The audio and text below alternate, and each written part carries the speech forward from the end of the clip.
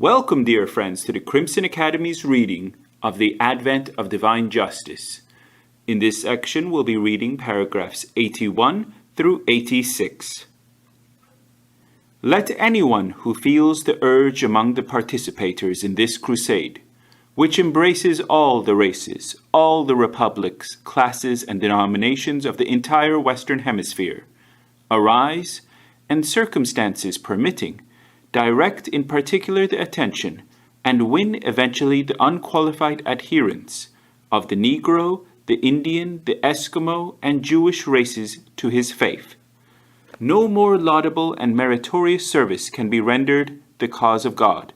at the present hour than a successful effort to enhance the diversity of the members of the American Baha'i community by swelling the ranks of the faith through the enrollment of the members of these races. A blending of these highly differentiated elements of the human race, harmoniously interwoven into the fabric of an all-embracing Baha'i fraternity and assimilated through the dynamic processes of a divinely appointed administrative order, and contributing each its share to the enrichment and glory of Baha'i community life, is surely an achievement, the contemplation of which must warm and thrill every Baha'i heart. Consider the flowers of a garden, Abdu'l-Baha has written. Though differing in kind, color, form, and shape, yet, inasmuch as they are refreshed by the waters of one spring, revived by the breath of one wind, invigorated by the rays of one sun, this diversity increaseth their charm and addeth unto their beauty. How unpleasing to the eye, if all the flowers and plants, the leaves and blossoms, the fruits, the branches, and the trees of that garden were all of the same shape and color. Diversity of hues, form, and shape enricheth and adorneth the garden, and heighteneth the effect thereof.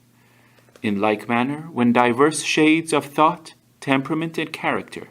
are brought together under the power and influence of one central agency, the beauty and glory of human perfection will be revealed and made manifest.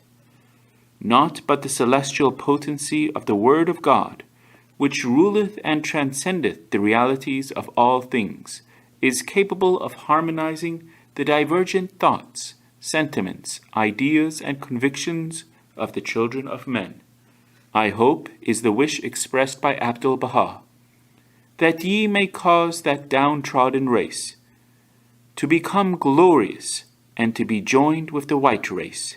to serve the world of man with the utmost sincerity, faithfulness, love, and purity. One of the important questions he also has written, which affect the unity and the solidarity of mankind, is the fellowship and equality of the white and colored races. You must attach great importance, writes Abdu'l-Baha in the Tablets of the Divine Plan, to the Indians, the original inhabitants of America. For these souls may be likened unto the ancient inhabitants of the Arabian Peninsula, who prior to the revelation of Muhammad were like savages. When the Mohammedan light shone forth in their midst, they became so enkindled that they shed illumination upon the world. Likewise, should these Indians be educated and properly guided, there can be no doubt that through the divine teachings, they will become so enlightened that the whole earth will be illumined. If it is possible, Abdu'l-Baha has also written, send ye teachers to their portions of Canada. Likewise, dispatch ye teachers to Greenland and the home of the Eskimos. God willing, he further has written in those same tablets, the call of the kingdom may reach the ears of the Eskimos. Should you display an effort so that the fragrances of God may be diffused among the Eskimos, its effect will be very great and far-reaching. Praise be to God, writes Abdu'l-Baha. that whatsoever hath been announced in the blessed tablets unto the Israelites, and the things explicitly written in the letters of Abdu'l-Baha, are all being fulfilled. Some have come to pass, others will be revealed in the future. The ancient beauty hath in his sacred tablets explicitly written that the day of their abasement is over. His bounty will overshadow them, and this race will day by day progress and be delivered from its age-long obscurity and degradation. Let those who are holding administrative positions in their capacity as members of either the National Spiritual Assembly or of the national, the regional, or local teaching committees continually bear in mind the vital and urgent necessity of ensuring within as short a time as possible the formation in the few remaining states of the North American Republic and the provinces of the Dominion of Canada of groups, however small and rudimentary, and of providing every facility within their power to enable these newly formed nuclei to evolve swiftly and along sound lines into properly functioning, self-sufficient and recognized assemblies. To the laying of such foundations, the erection of such outposts, a work admittedly arduous, yet sorely needed and highly inspiring, the individual members of the American Baha'i community must lend their unstinted, continual, and enthusiastic support. Wise as may be the measures which their elected representatives may devise,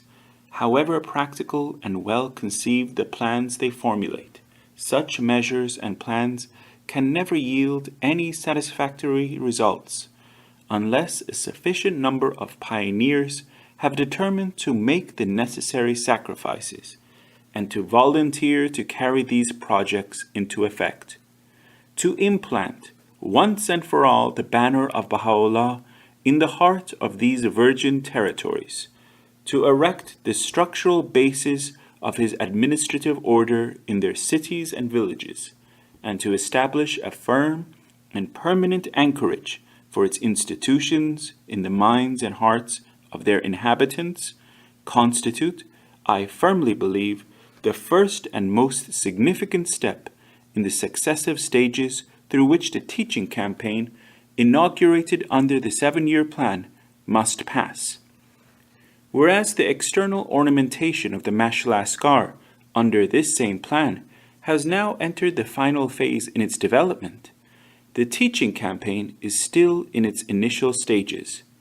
and is far from having extended effectively its ramifications to either these virgin territories or to those republics that are situated in the South American continent. The effort required is prodigious. The conditions under which these preliminary establishments are to be made are often unattractive and unfavorable. The workers who are in a position to undertake such tasks limited, and the resources they can command meager and inadequate. And yet, how often has the pen of Baha'u'llah assured us that, should a man all alone arise in the name of Baha, and put on the armor of his love, him will the Almighty cause to be victorious, though the forces of earth and heaven be arrayed against him. Has he not written, By God, besides whom is none other God, should anyone arise for the triumph of our cause, him will God render victorious, though tens of thousands of enemies be leagued against him. And if his love for me wax stronger, God will establish his ascendancy over all the powers of earth and heaven. Consider the work of former generations, Abdu'l-Baha has written.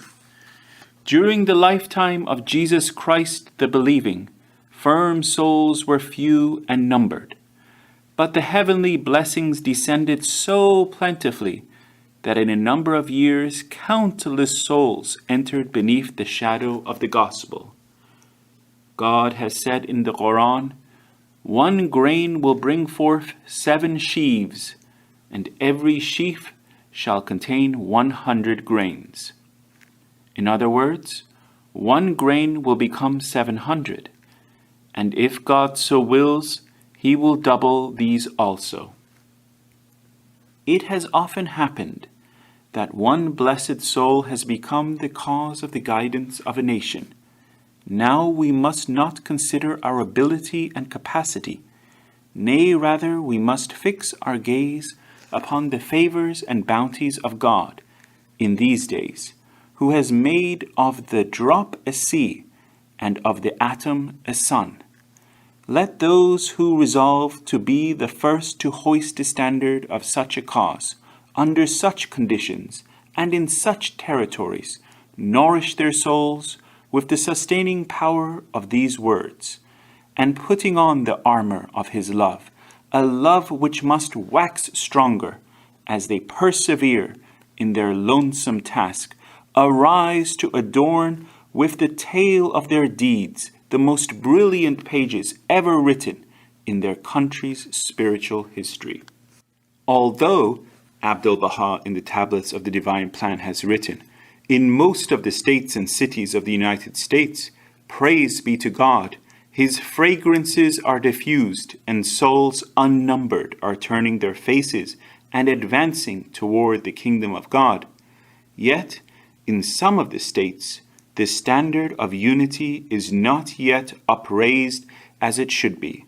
nor are the mysteries of the holy books, such as the Bible, the Gospel, and the Quran, unraveled. Through the concerted efforts of all the friends, the standard of unity must needs be unfurled in those states, and the divine teachings promoted, so that these states may also receive their portion of the heavenly bestowals and a share of the most great guidance. The future of the dominion of Canada, he in another tablet of the Divine Plan has asserted, is very great, and the events connected with it infinitely glorious. The eye of God's loving kindness will be turned towards it, and it shall become the manifestation of the favors of the All-Glorious. Again, I repeat, he in that same tablet reaffirms his previous statement, that the future of Canada, whether from a material or a spiritual standpoint, is very great. No sooner is this initial step taken, involving as it does the formation of at least one nucleus in each of these virgin states and provinces in the North American continent, than the machinery for a tremendous intensification of Baha'i concerted effort must be set in motion, the purpose of which should be the reinforcement of the noble exertions which only a few isolated believers are now making for the awakening of the nations of Latin America to the call of Baha'u'llah. Not until this second phase of the teaching campaign under the 7-year plan has been entered can the campaign be regarded as fully launched, or the plan itself as having attained the most decisive stage in its evolution. So powerful will be the effusions of divine grace that will be poured forth upon a valiant community that has already in the administrative sphere erected, in all the glory of its exterior ornamentation, its chief edifice, and in the teaching field raised aloft, in every state and province in the North American continent, the banner of its faith, so great will be these effusions that its members will find themselves overpowered by the evidences of their regenerative power.